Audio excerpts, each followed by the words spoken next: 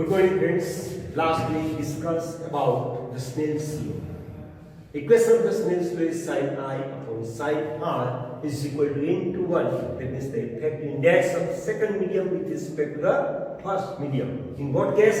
When the ray of light traveling from one touch point medium to the another touch point medium. But what's happened? If the ray of the light is traveling through the more than two touch point medium, here for that purpose, here we consider the three medium. One is the air, water, and third is the glass medium. When the ray of light enter the water medium, so here the refraction take place. Again, there is enter from water to the more denser medium glass. So what's happened? Again, the refraction take place. So in that case, what is the refractive index of a last medium with respect to the first medium? So we can add it that way. The refractive index of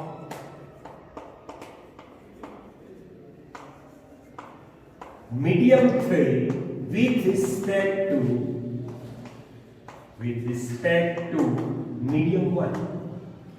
Our medium 1 is A medium, medium 3 is glass medium. Therefore, N31 according to the equation of the Snell's law, N21 is equal to N2 upon N1. Instead of the 2, here 3 is given, therefore N3 upon N1. So, the right hand side of this equation is multiplied and divided by N2. Therefore, N3 upon N2, that is our N32 into N2 upon N1, that is our N21. So, we obtain this relation N31 is equal to N32 into N21.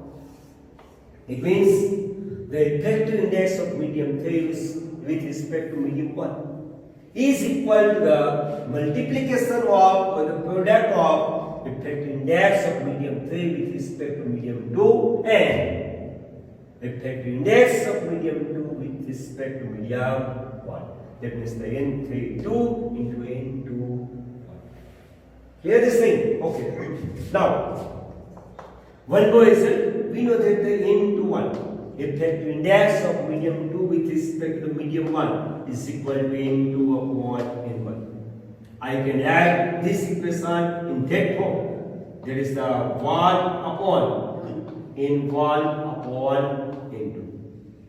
But we know that N1 upon N2 is equal to N12. Clear? So that is the refractive index of medium 1 with respect to medium 2. Therefore, this equation can be written as N21 is equal to 1 upon N12. It means the effective index of medium 2 with respect to 1 and the effective index of medium 1 with respect to 2 are reciprocal to each other. So it means N1 is equal to N12 into N12 is equal to 1. That means the product of these two effective indexes is always 1. Clear this? Okay, so that is the most important two relation when the effects of the light by the compounds rate. So what is the effective index of the last medium to the first medium, and what is the relation between the effective index of one medium with respect to the and other with respect to the one. After that, the lateral shift. That means when the ray of light is passing through the glass slab, at that time what's happened? So the direction of incident ray does not change. That is remain same. But here slightly the position of my incident ray is shifted. That is known as the lateral shift. That means the ray is shifted from its original direction. Direction does not change, but its path is changed. So that is the lateral shift. For that purpose, it's shown in the figure. Ray of light is passing through the glass slab having the effect index N2 is equal to N, and here the air medium having the effect index N1 is equal to 1. When the air flight traveling or passing through the glass slab, it suffers the refraction twice at two surfaces. One at interface is a glass interface, and second interface is at glass and air interface. So in short, the ray of light suffers the refraction twice at the left hand side and right hand side. So here at the left hand side, the angle of incidence is I1, angle of refraction is I1. Angle of incidence I1, angle of refraction I1. While at ISS of a slab, angle of incidence I2, angle of refraction R2. But the immersion ray is parallel to the direction of incident ray. Therefore, R2 is equal to I1. R2 is equal to, okay. Now, for that purpose, when a ray of light passing through a glass slab, it suffers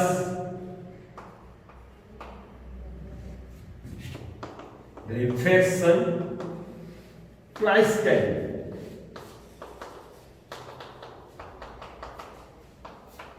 One from a glass interface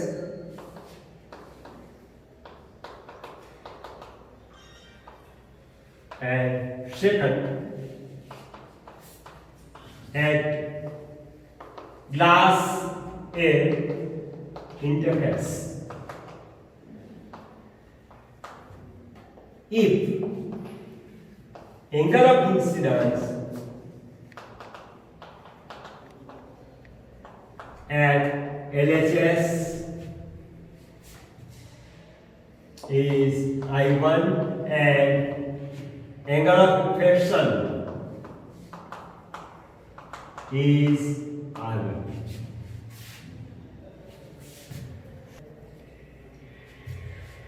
If angle of incidence at LHS this I1, angle of refraction is R1, and at ISS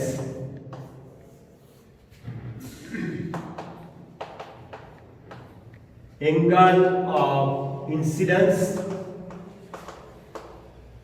is I2 and angle of refraction is R2. Now, the immersion ray is parallel to the incident ray, but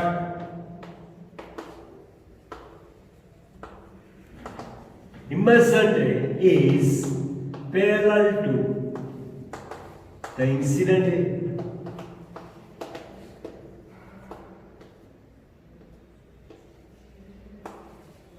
Therefore, R2 is equal to I1, angle of refraction and initial angle of incidence both becomes the equal.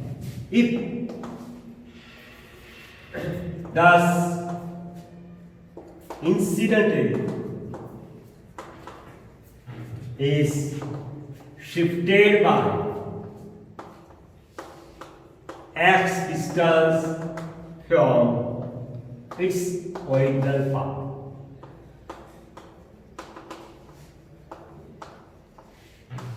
if lateral shift is x, therefore x is equal to t into I1 1 minus N1 upon N2. Now there is the equation of the lateral shift. What is the t? T is equal to thickness of a slab I1, angle of incidence,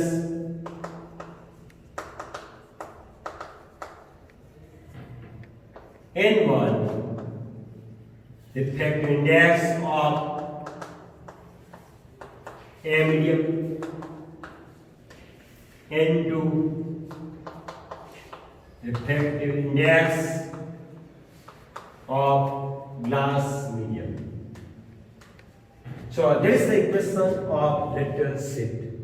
So this equation is most important. Frequently we are using in numerical and also the objective question. Now in our textbook there is not given the derivation of this equation, but for your information, the derivation of this equation is given in old textbook.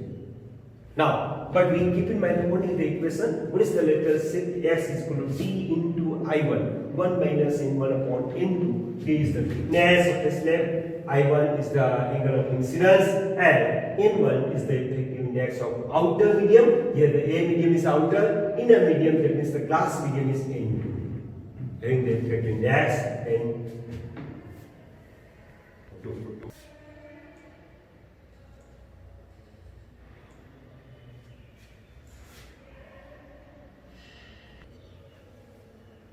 Okay, now after the lateral shift, we are going to be at the new relation. What is the relation between the real and apparent depth? In our daily life, sometimes we also feel that when we see inside the well, there is the completely fill of the water. So we can't see the real depth of the well.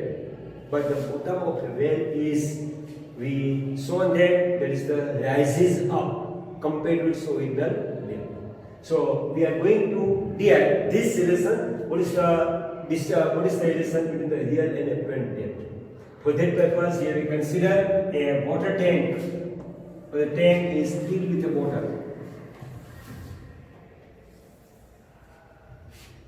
The effective index of the water is N, and the depth of a tank is H2. That is the real depth. Real depth is H2. Here we consider the bottom as an object. Bottom is object O. Here there is the water having the effective index N2 is equal to N. And here there is the A medium having the effective index N1 is equal to 1. When the bottom of a tank is observed normal to the water surface, we are observing normal. That is the observer.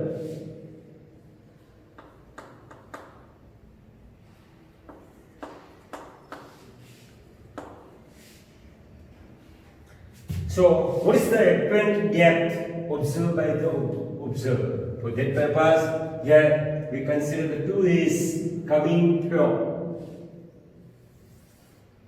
the object or the bottom, both incident on the interface.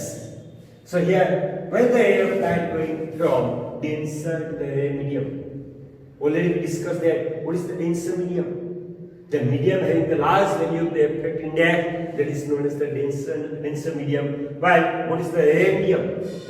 The medium having the less effective index is known as the ray medium. Here the A is the ray medium. Here what is the denser medium? When the ray of light is traveling from denser to the ray medium, so the effective ray moving away, but the going away from the normal. So here there is the point of incidence. We do the normal. Therefore, the effective ray is this. As we extend this effective ray, so both meet at this point O dash. Thus, O dash is the image of the object O. That means there is the virtual depth H1.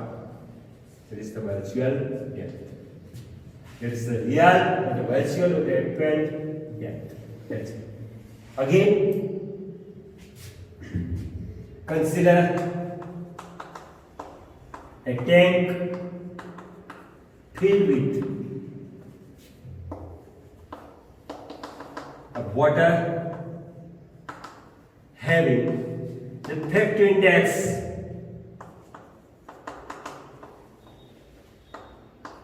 theta 2 is equal to, sorry, N2 is equal to N. The real depth of a tank is H2. When bottom of a tank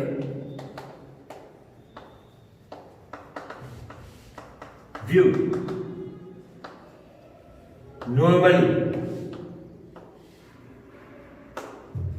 it obtained at O dash instead of O. Now, instead of the normal observing, suppose we are observing a certain angle with the normal, like this. So that is our object. That means the bottom of a tank. Now there is a observing at some angle with the normal. At the time we consider the two rays. One is this, second is this. Both rays are reflected at the interface like this way.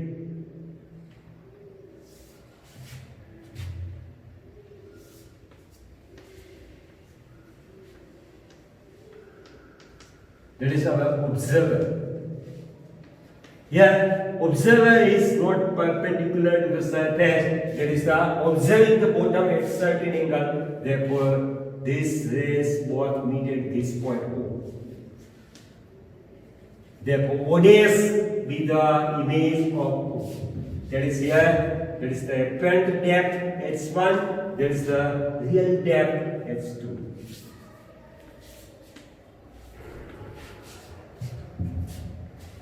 Same way, when a bottom is observed or the bottom is viewed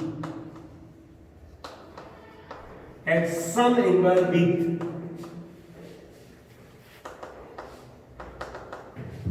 normal, we obtain an O dash instead of O. Instead,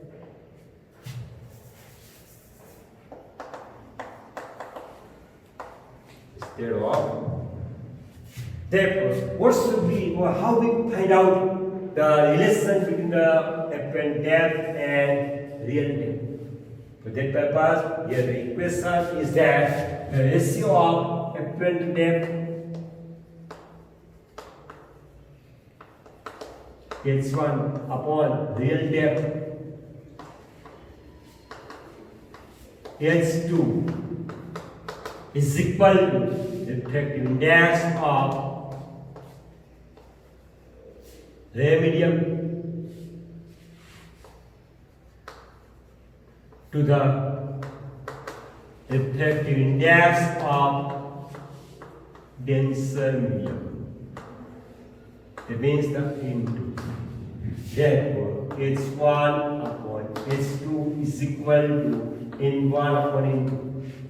N1, that's a medium, then the refractive index is 1, here the N. Therefore, H1 is equal to H2 by N. Keep in mind this equation, or also this equation. That is our equation.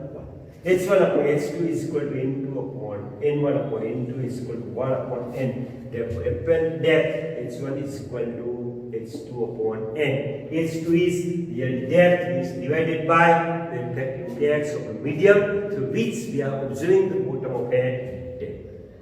So there is the important relation for the objective that question and frequently also asked in numerical framework.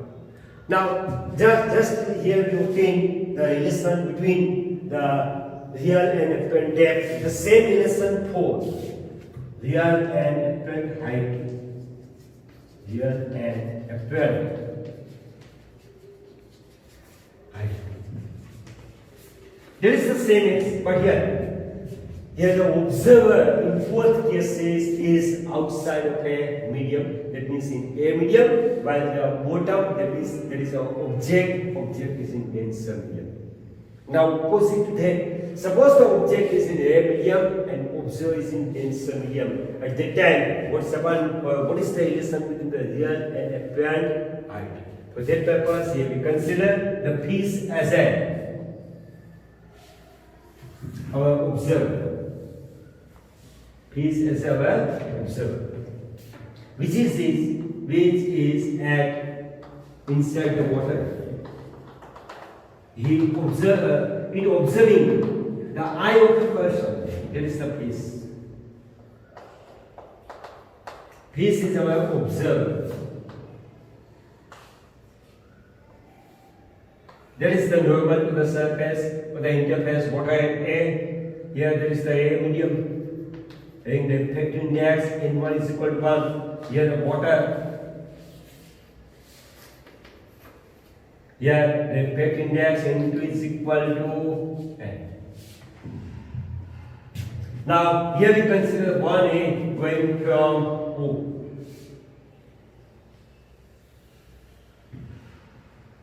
Now the eye of a person E. There is the eye of a person which is in A medium. So there is a H1 height, H2 height, there is the real height.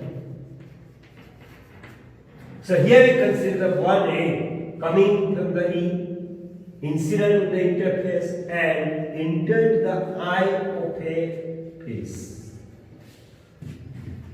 So this ray NO is our refracted ray. As we extend back in the ray medium, so what's happened? That meet at E dash, therefore E dash is our image of E. Therefore, that is our H1. That is the apparent height. That is our apparent height. Okay. Now, therefore, the piece can see the person which is at H2 height from the surface of the water is not at H2, but the piece experiences that is at H1 height. Clear this? Again, here the piece is our observer and eye of a person that is outside of the water, that is our object. So it has the image. Okay. Now, how we have done the equation for this? Now again, the apparent height to the real height. Apparent height is H1, real height is H2. Is equal to the effective index of denser medium, that is the N2 upon the effective index of the medium,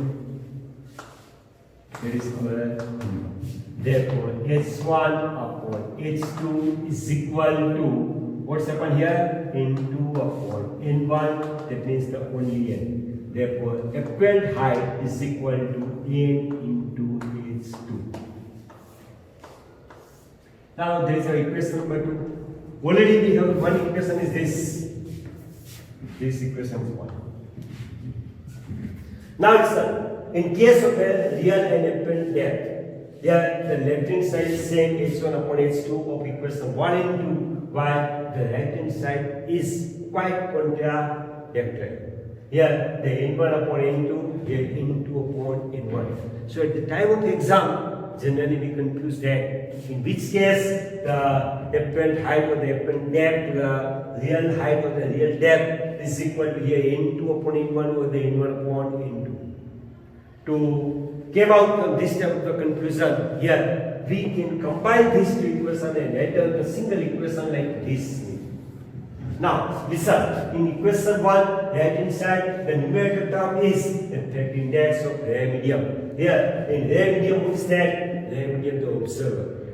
While in real height and apparent height, in Here medium, here the object is lying. Here the object is lying. Here the observer is lying. Now, in denominator term, the effective index of a denser medium.